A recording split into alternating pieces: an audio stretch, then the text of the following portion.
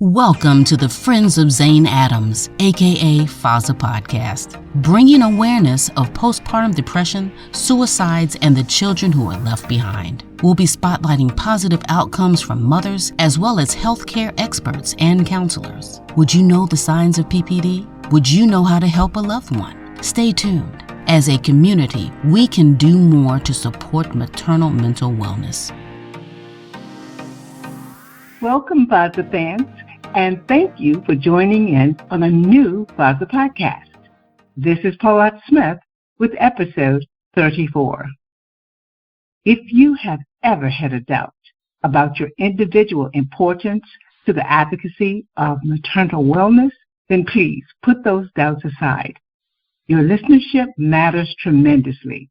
It amplifies our message of support for maternal mental health. It amplifies your support for the prevention of maternal suicides and providing educational support for the children who are left behind.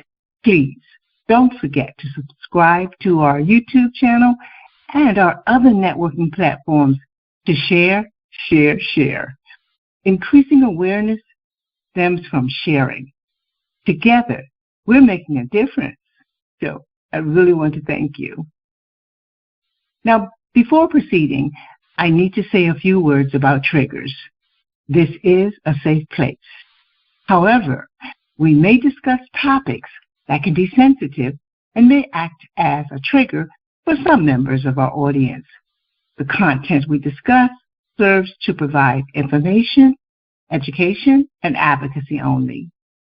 If you are experiencing an emergency, call the National Suicide Prevention Lifeline. That's 988. If you're not experiencing an emergency but you're seeking consultation, please first check with your doctor or professional caregivers. And if you still feel as if the voice is not being heard, please don't give up seeking help. You will always be your own best advocate. So visit us online at FOZAinc.org. That's FOZA Inc.org, and we'll try to assist you in finding resources in your local area. You're never required to provide us any private or sensitive information. Now today, FOZA Fans, we have with us Clinical Psychologist, active psychotherapy practitioner, mother, and may I add to that, author, Dr. Sara Nett. Dr. Nett, or Sara, as I'm privileged to call her, began providing psychotherapy during her graduate training in 2004, and she received her doctorate in clinical psychology from Indiana State University in 2008. She holds an active license to practice psychology in the state of Maryland, and her practice typically consists of adults seeking to reduce symptoms of anxiety and or shame to increase their ability to experience emotions more effectively and build stronger, healthier relationships with important people in their lives. Very powerful. Today, she's here as an author to share her story with us and her book. Her book is titled Unsubscribe: How to Unfollow Your Perfect Mother Programming, Quiet Your Harsh Inner Critic, and Harness Your Greatest Superpower for More Peaceful Living. Well, welcome to the FOZA Podcast, Dr. Sara Nett. How are you doing today? I am doing so well. Thank you. And thank you so much for inviting me to join you for this episode, Paulette. And I'm honored to be able to speak with you today and to connect with your wonderful audience and to share a little bit about myself and my new book. And we are so happy to have you here. As you know, I've purchased your book. I've read it. I've given it out as a gift. And it's just a wonderful tool. It's a wonderful reference. And it's clear. It's understandable. I love it. And I just want the audience to get more information about it because we can't have enough tools. We can't have enough information, especially from experts like yourself. So I'd like for you to expand on your introduction, your bio a little bit, and tell us anything you'd like to tell us about yourself. Oh, sure. So let me tell you a little bit about me. I'll start with some of the fun facts. I was born and raised in the Midwest, and I've been living in Baltimore, Maryland since 2008. My wife and I met in graduate school and co-own our private practice here in Baltimore, Be Psychotherapy. And I became a mother in 2014. My incredible child is actually turning 10 years old in just a couple of days, which is very hard for me to believe. I know. I am a nature lover. I love animals, especially rabbits. And I am also an amateur potter and love putting my hands in clay in my downtime. And I am obsessed with coffee, Paulette, and good books. So those are some of the non-psychology things about me. But that's I became okay. It's fun to start with. That sounds like an exciting and loving life. And congratulations on being a mom and enjoying that for a while. You still have a lot of exciting time left to go in there. Still a lot of time.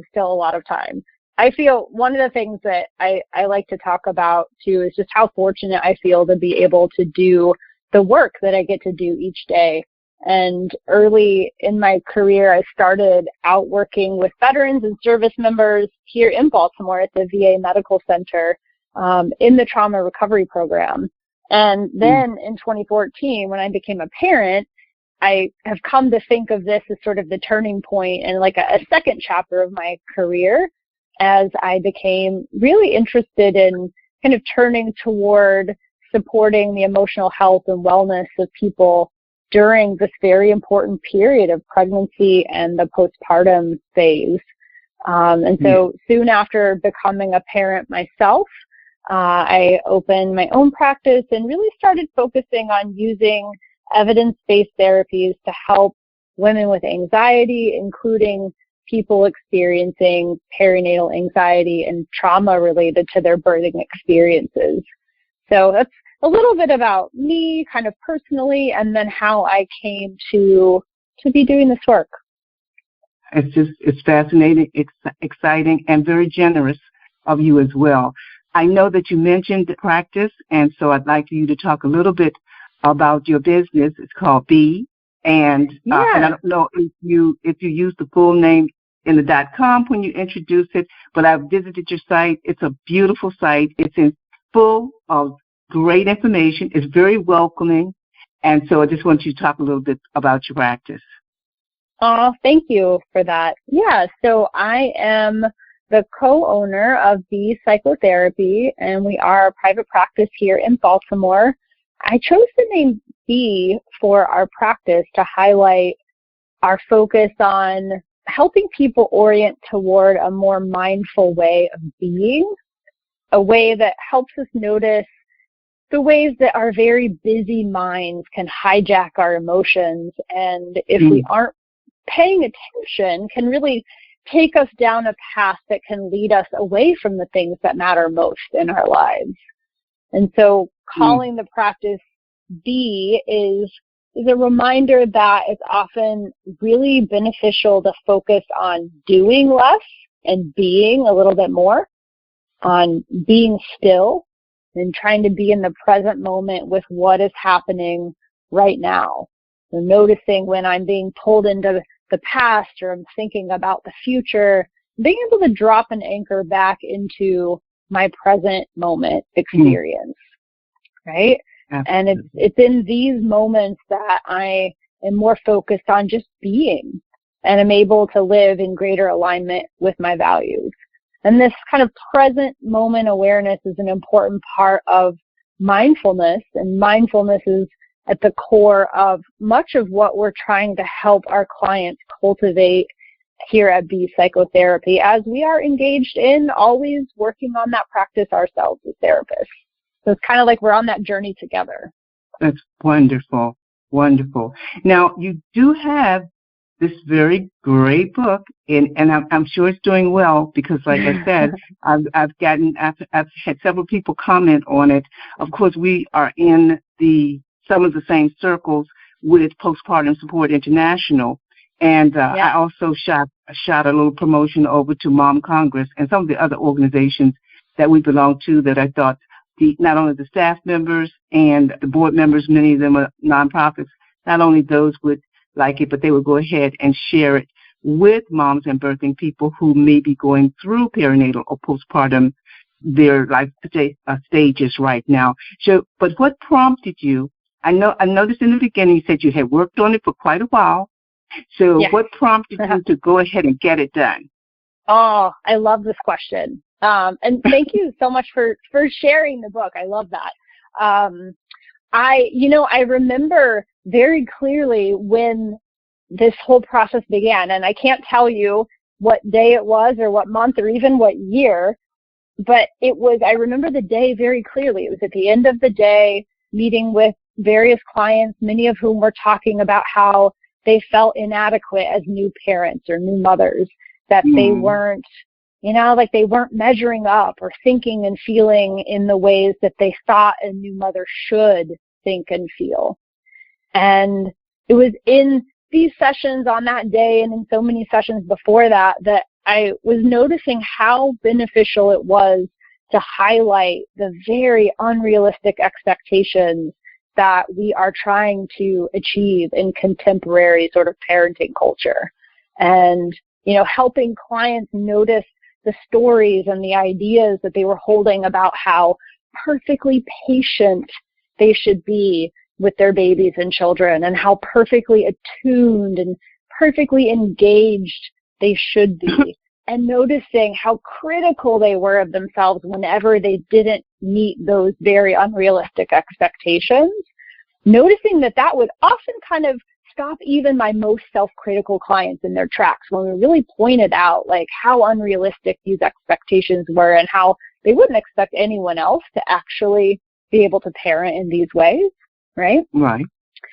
And so once we were able to kind of take pause and notice how unworkable these expectations were, these expectations that clients were holding for themselves, and their attempts to then like right their wrongs with self-criticism. Like if I just come down on myself hard enough, I'll be able to, parent the way that I want to.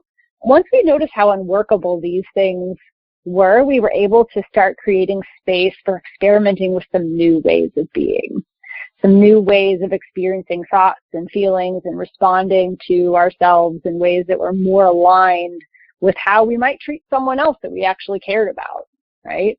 And so as I was watching these practices that are aligned with mindfulness and self-compassion began to transform the relationships that my clients had with themselves and subsequently with the people around them, I noticed this was also very similar to the way in which I personally had benefited from some of these very same practices as I made my own transition into motherhood.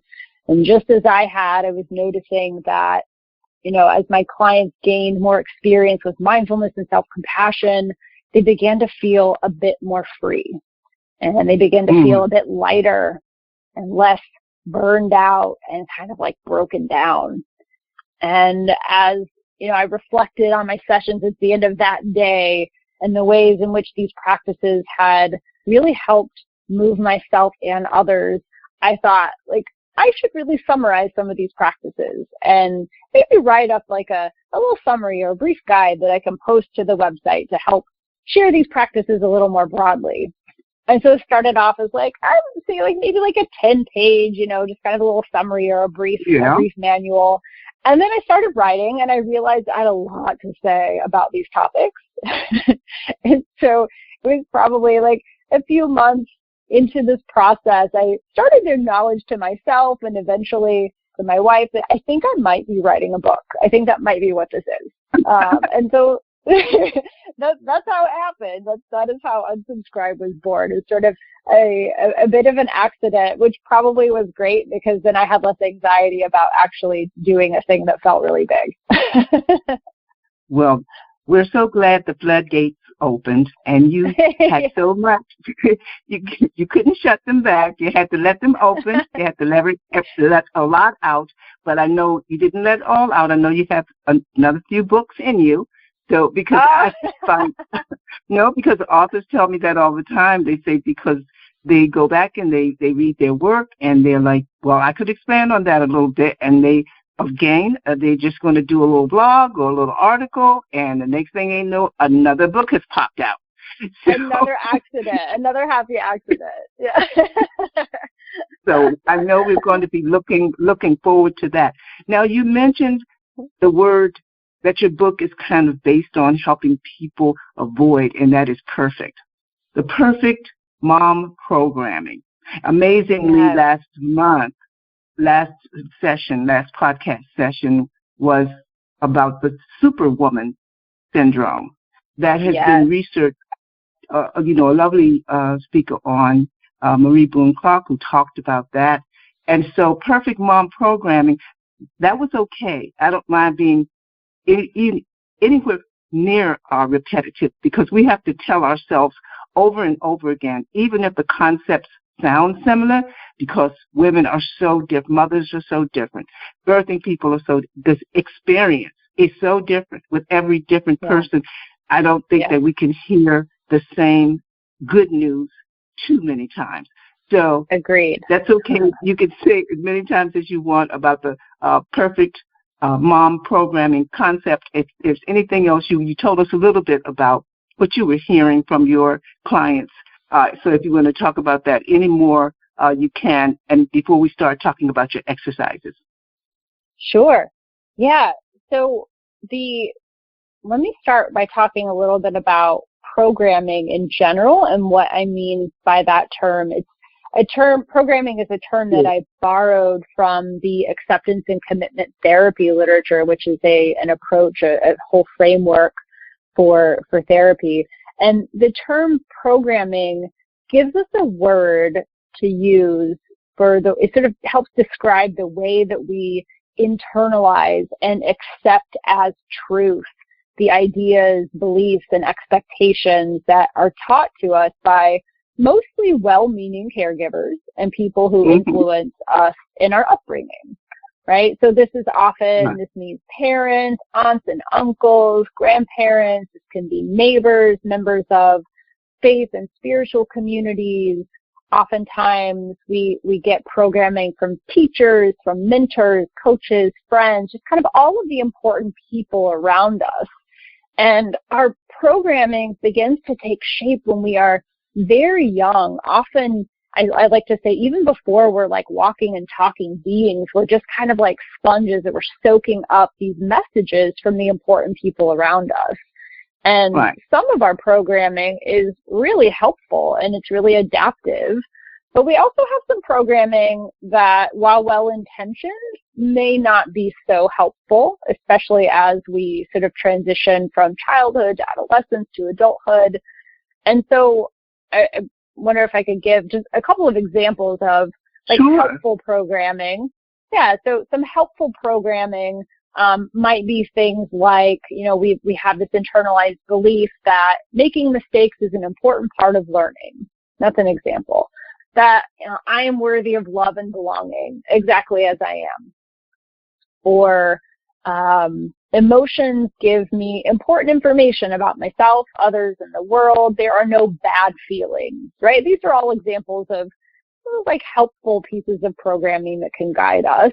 And then we can contrast these examples with maybe some less adaptive or even harmful programming. So these might be things like mistakes are made by careless people, right? If I'm not being productive, then I'm being lazy is another one. Things like, if I'm not feeling happy, there must be something wrong with me, right? So often we have kind of a mix of maybe some helpful and then some not so helpful pieces of programming. And the thing about programming is that it's kind of like it's sort of a reference to computer programming where we're always adding new programming, but we can't really delete it. We can't really get rid of programming. So we can be aware of it and we can add new programming as we go. Right, but we can't unknow. Right, we can't unknow it. Once it's in there, it's kind of like a part of that repertoire of experience. And so that's kind of programming more generally. And then in the book, I talk about perfect mother programming. So this is a more specific term that I use to highlight the specific ideas, beliefs, and expectations that we have internalized about how we are supposed to think, feel, and behave as mothers or people who identify with the role of mothering or motherhood. It's also like a little bit of a calling out of sorts of the perfect mother mythology that our society perpetuates. So this perfect mother mythology tells us that good mothers they're perfectly patient, they are energetic, and they're always kind. They are perfect mothers or great mothers are always happy and grateful. They never experience moments of irritability or sadness or loneliness, anxiety or boredom, right? They are energized every day by caring for their babies and children. They're unaffected by sleep deprivation, and they're shifting roles and responsibilities. So it's this very sort of positive, overly positive identification of what it's like to be a mother. Right. Some other examples. Sounds a little like, just before your next example, before I forget, sounds a little bit like June Cleaver. Yes, right? Exactly. Yes.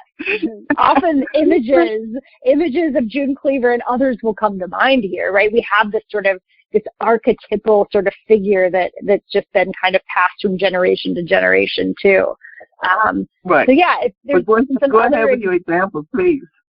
Sure. Yeah. Some other examples of this perfect mother programming are things like the perfect mother is overjoyed immediately when she learns that she is pregnant, right? She feels a strong, instant bond with her baby, which we, of course, know from literature and research and people's accounts that this is not often the case, but we have this perception that the perfect mother feels this intensely and immediately.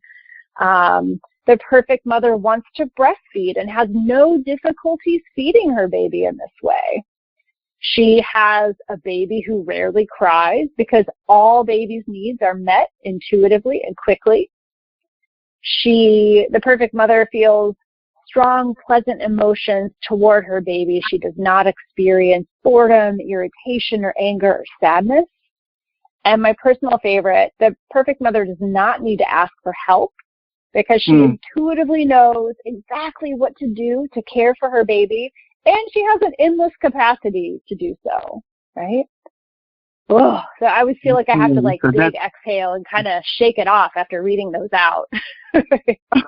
Right, because many of us have those concepts. They are perpetuated, as you say, and when we don't feel that way, the moms that we speak to all the time, that's where the stress and the anxiety and the I'm not enough, that's where those feelings come from, because they don't feel as if they are measuring up. But you have traced some very good ways for moms to recognize what's going on and to kind of work their way, or completely, even with contacting you and your services, that they can start working on avoiding or working their way out of some of these situations. Tell us something about your exercises in your book. Yes. So the exercises in Unsubscribe are really designed to help take readers through a step-by-step process of learning to identify their own brand of perfect mother programming, because my perfect mother programming looks a little bit different from all of the other people we all have our own kind of set of expectations. Absolutely. So these exercises teach us to identify what's our own brand of perfect mother programming, and then to begin to notice how our inner critic, that harsh inner critic, steps in when we feel like we aren't living up to these unattainable ideals. And so the exercises are really designed to help readers learn to recognize in real time the negative impact of this inner criticism And the practices in the book will help teach people step by step how to begin practicing something different. So a kinder, more compassionate approach. And I would say, like, big picture, the book teaches a mindfulness-based approach to recognize perfect mother programming, to interrupt the negative cycles of self-criticism that we get stuck in, and to begin to practice self-compassion as an alternative to all of that harsh inner criticism that we think is going to help us sort of parent more the way that we wish to.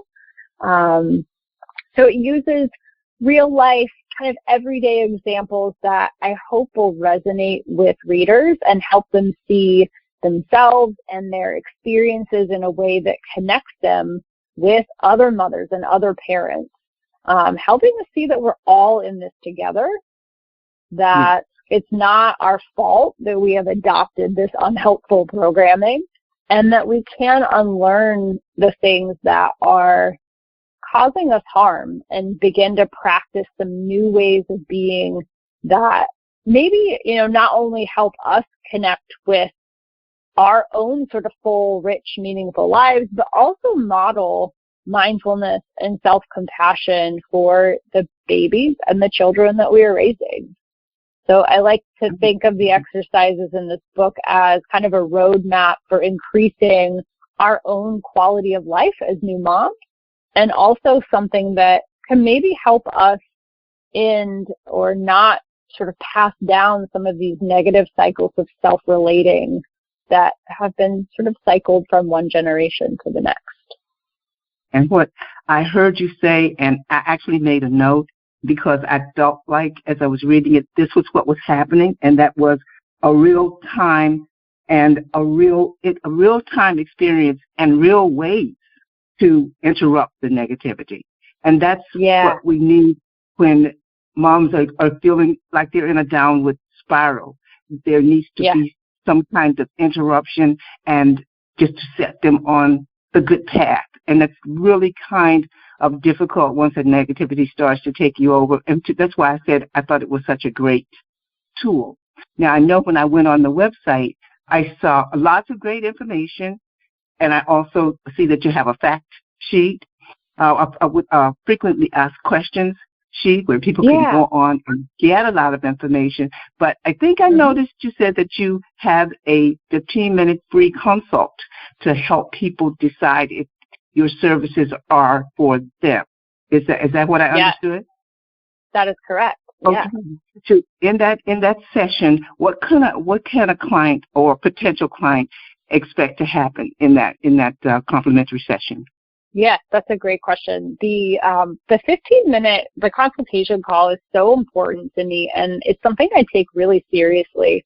It's an opportunity for clients to hear my voice and to see my face if they opt for a video chat, and it allows people to experience just a little bit of my personality, which I think is helpful for potential clients to determine whether they think we might work well together, because I'm not for everyone, right?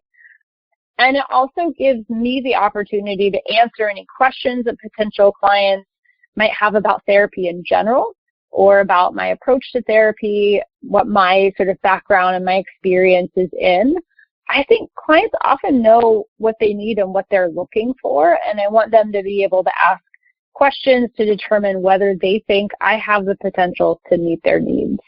It also gives me a chance to get a brief summary of concerns that they have and their goals for therapy, so that I'm also assessing whether I think I'm going to be able to help the person I'm talking with. And at the end of that call, if we both feel like we're on the right track with a good match, we can work on setting up an initial appointment. And if the match doesn't feel right for whatever reason, then I'm often able to provide some recommendations for other therapists who might be a better fit. Right, because you have a great list of affiliates on your site. Yeah. And the thing I want to make perfectly clear to the audience, because I love it so much, FOZA started during the pandemic. So I am totally into anything virtual because it's going to be beneficial, it's going to be helpful, and I can see that the medical community and the mental health community are coming up to par with providing moms and birthing people with information that lets them know this can be just as effective. Virtual consultations, treatments, services can be just as effective as face-to-face. It just depends on the individual's situation, and this consult is to find out what a person might prefer one over the other. But I know that you have the capability in your business to serve a broader audience than just the Maryland area. Yes. I'm really excited about. Yeah, I love talking about this because it is a great way of increasing access to mental health services in general and also to different specialties like perinatal therapy. So through PsyPact, what's called PsyPact, it's PSYPACT.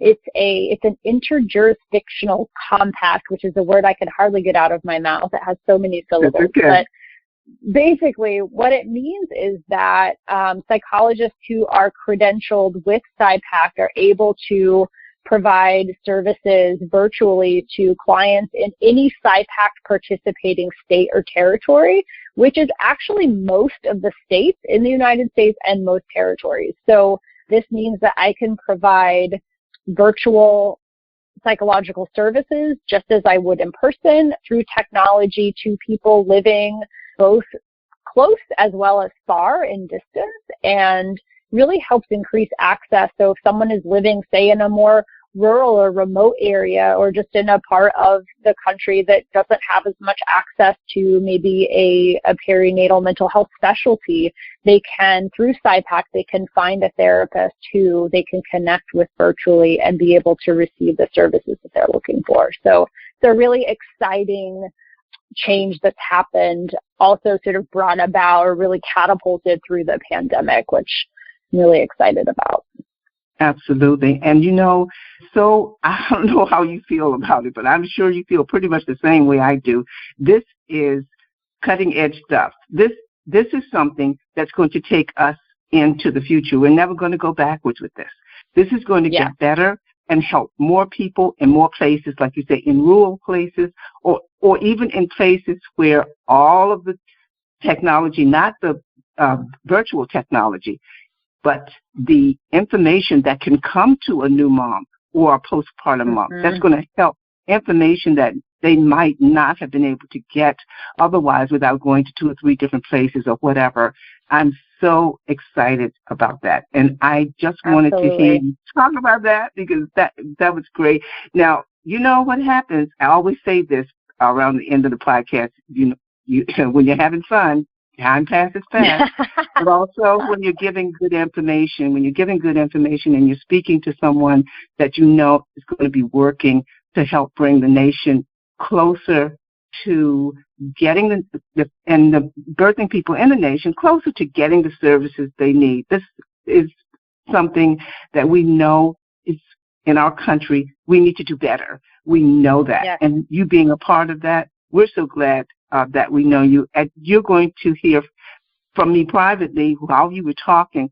I have several different colleagues in the psychiatry field in the psychology field who are just mimicking everything you said. So I know that you guys will make a great circle just hooking up and connecting online. And I want, of course, them to know about your books, and many of them are authors as well, so you can know about theirs.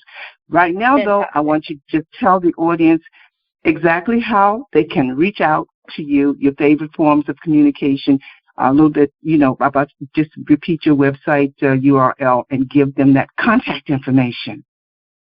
Yeah, absolutely. So all of my contact information is available on the website, which is www.bepsychotherapy.com. So that's BE and then the word psychotherapy.com. And I welcome connections through phone calls or emails. I also have a couple of different social media accounts that are linked to our business, to Be Psychotherapy, in case people are interested in following just some evidence-based sort of therapy content, as well as any sort of information about the book. So yeah, I welcome any and all forms of outreach. Absolutely. We appreciate it so much. And also what I usually do is as I'm talking and I'm feeling your book is relatively new, we want to know, we want you to come back maybe in a few months, tell us some of the best experiences that you had with that, and of course about your other book that's coming out. But we want to just know that you're doing well and you're growing in the future, because we know this is what's going to happen. So will you come back and visit us? Anytime. I would love that. This has been a fun, super fun, delightful conversation. I've enjoyed meeting you, and I would come back anytime you'll have me. Well, we hope it's just the beginning, and we look forward to following you, and we will definitely just be delighted in everything you're doing to help the community. Thank you so much. Oh, thank you, Paula. It's been a pleasure. Thank you so much. Okay. Take care. Bye-bye. All right. You too. Bye-bye. Well, FOZA fans, that's our podcast for today. Please check out Dr. Nett's book and consider all of the moms and birthing people in your circle who could benefit from her personal experience and her expert advice. Visit her site at BePsychotherapy.com, and if you're going through some things right now and you feel like you aligned with her here on the podcast, then go ahead and accept her invitation for a chat. This was an uplifting episode for me because it was another reminder that so many of us are working very hard to bring more awareness to the perinatal and postpartum stages of life. You know, it's July, and we're celebrating Christina's birthday all month long. While she's in our hearts and minds on a daily basis, there are times of the year when we feel especially close to her, and July is one of them. So remember to visit our site at FOZAinc.org. We are a 501c3 organization, and your donations help to keep our advocacy strong. For now, I'm signing off. This is Paulette Smith in loving memory of Christina LaShawn Thompson Adams. Bye-bye.